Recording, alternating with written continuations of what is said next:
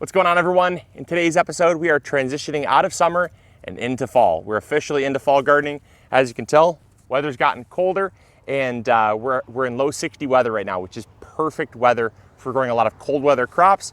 So we're taking out the rest of our tomatoes. We're just basically coming through here. And even though there's a little bit of life left on these plants, ultimately the reward just will not be there to keep them around. And the flavor of the tomatoes, as your plants start to die, starts to really kind of wane. They get a little more acidic. They don't have as much full body flavor. So we're just taking out all the tomatoes and we're going to transition into some fall crops because I'm going to talk about everything that we're planting in September. All right, let's go. So this variety is known as the 10 Fingers of Naples. And I'll tell you what, it is absolutely one of the most productive paste tomatoes I've ever seen. This plant is just loaded. Now it's a determinate, but it has vined and bushed and trailed all over our garden, and it has produced, I mean, this one plant, the amount of green tomatoes still on this, that unfortunately are just gonna get composted. We have so many tomatoes. I canned about 30 quarts of pizza sauce the other week, so we do not need any more. We've put up so much.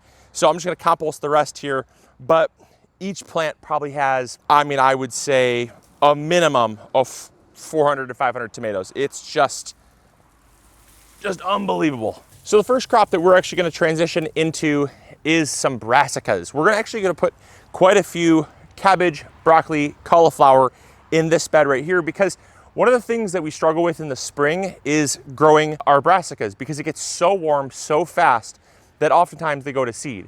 And if you've experienced this, a lot of people just assume, well, maybe growing broccoli is not for me, or growing something like a spring rapini or like a sprouting broccoli is more for you. And that's true. That's more of a spring broccoli for us. Rarely do we actually get nice full heads in the spring when it comes to our broccoli just because of how warm it gets. But because it's gradually getting cooler, we're gonna transition out a lot of our broccolis, cabbages, and cauliflowers into this bed right here. So before we get planting, I wanted to make a quick note here that's gonna help you out with not only reducing your work, but also kind of helping you in the long run. And that's making sure that you leave the stumps and the roots from the previous crop in the ground. This is really important. It's something we've been doing for the past few years, and I've noticed massive results from it. You see, if you were to take this old tomato plant and pull it up, you're gonna be removing a lot of soil and a lot of biomass that otherwise would just rot away and deteriorate and add back to the soil. And so a lot of times farmers will implement this with things like corn, but I've seen a lot of home gardeners starting to implement this as well with their other crops.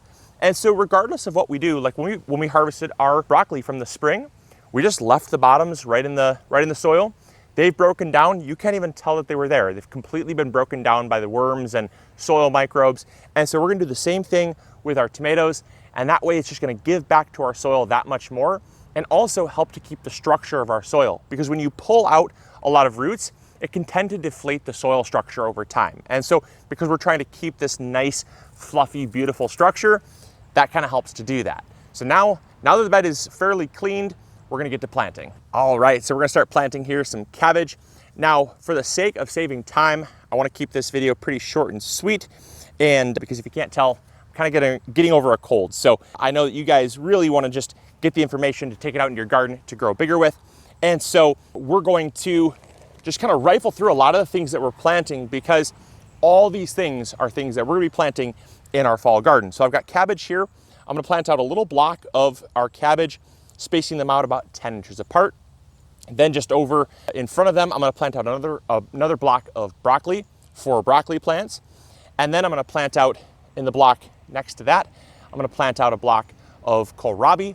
And then I'm gonna plant out a block of kale. So this is going to be all basically brassicas in this bed. Now, brassicas do make up the large majority of the crops that we grow in the fall just because they're super cold tolerant. They can handle some warmth that you get periodically, like next week it's gonna be in the mid 80s, but then it's gonna drop right back down, I saw, into the low 60s again. So, you get those ebbs and flows, but they can tolerate that. Then I'm also gonna plant some lettuce. Now we sowed lettuce here. This lettuce was our first succession.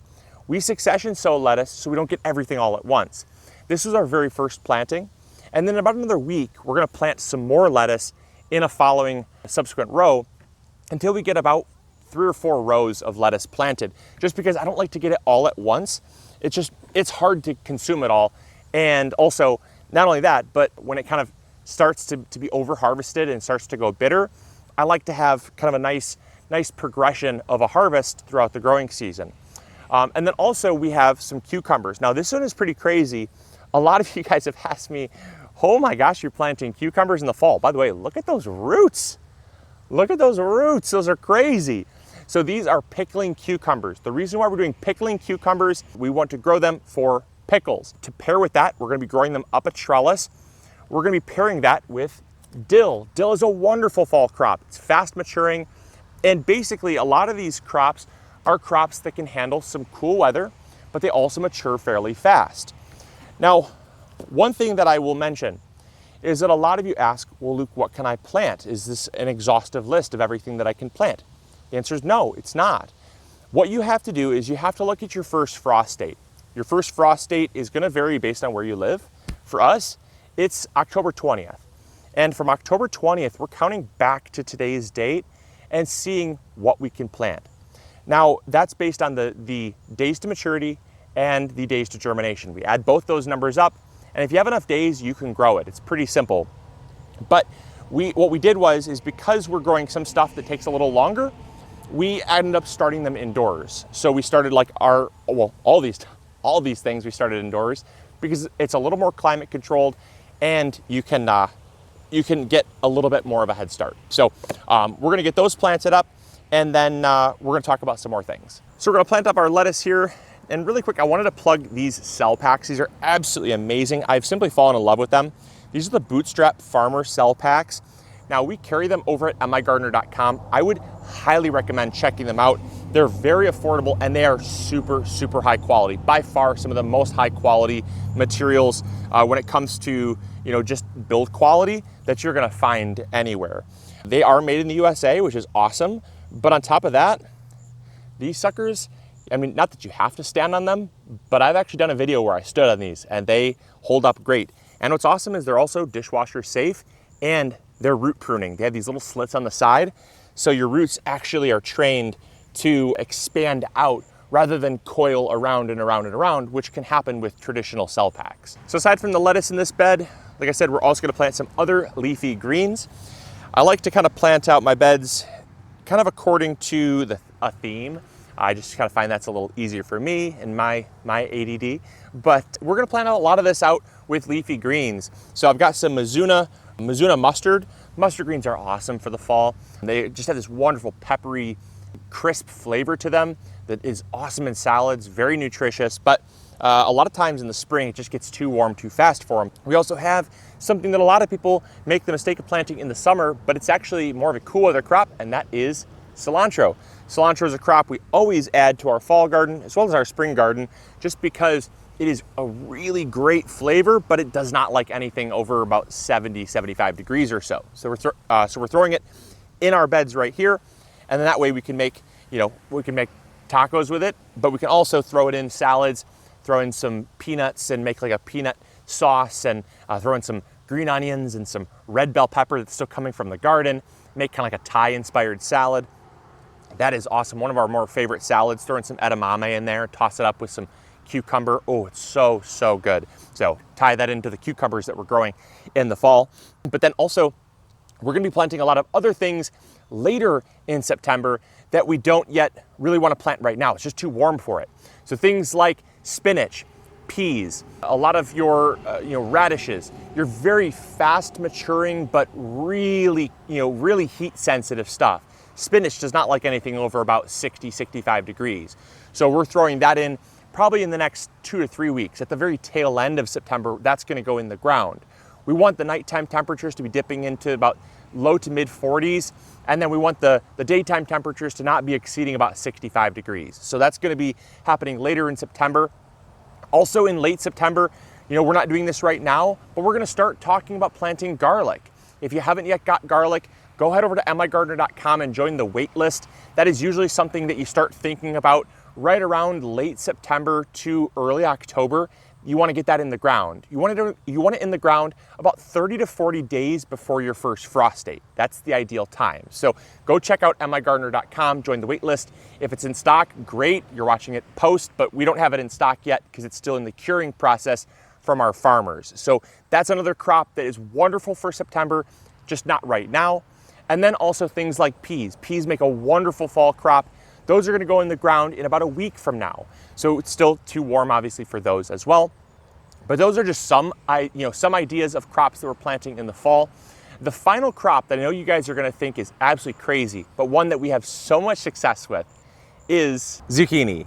Zucchini is one of my favorite crops to grow in the fall. It's probably one of my favorites just simply because I don't know any other crop that takes only 45 to 50 days to mature, which you have plenty of time. In early September, you've got 45 to 50 days for sure before your first frost date. And on top of that, it is such an incredible producer. I just don't know anything that takes 45 days yet produces as much volume as zucchini does. So we have these seedlings here that we started. Obviously, really important to start them indoors. If you're 45, 50 days before your first frost date, get them started right now.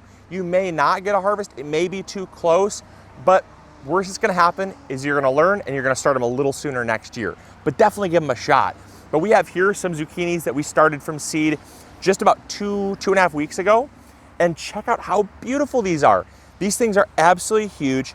They're just starting to flower. They're not gonna put on fruit for probably another, I would say, week and a half to 2 weeks or so. But they're just starting to kind of flower, meaning they're getting ready. And it's such a great fall crop. It's such an amazing fall crop that most people don't ever think of. The only thing I'll give you a tip of is make sure you know how to combat powdery mildew. We're gonna do a video coming up. If this video gets at least 1,000 likes, we're gonna do a video comparing different powdery mildew control methods. We're gonna spray one down with milk, we're gonna spray one down with baking soda, and we're gonna spray one down with a copper fungicide to compare how effective each is at controlling powdery mildew. All can be fairly effective, but you're going to want to control powdery mildew in the fall. That's the only thing you're going to be up against is powdery mildew because of the cold, damp nights. And zucchinis, cucurbita crops are more susceptible to powdery mildew. But there's everything that we are planting in the fall. I hope you guys enjoyed. I hope you all learned something new. This is, again, by no means an exhaustive list. There are probably 100, 200 other crops you could potentially plant in the fall, depending on how many days you have until your first frost date, where you're at in the world. And yeah, this is just something that we're doing. And I want to give you guys some tips and pointers to get you out in the garden and continue your garden even into the fall. So I hope you guys enjoyed. I hope you all learned something new. As always, this is Luke from the MIgardener channel, reminding you to grow bigger. Take care. Bye. Hey, thank you so much for watching today's video. I really appreciate it. If you enjoyed, consider checking this one out. You'll probably enjoy it just as much. I want to thank you so much for your viewership because without it, this channel would not be as amazing as it is. If you haven't subscribed yet, it's free. Consider doing that. We upload every Monday, Wednesday, and Friday, rain or shine. And if you need any garden tools, supplies, or seeds, check out MIgardener.com. We got you covered. See you guys in the garden. Bye.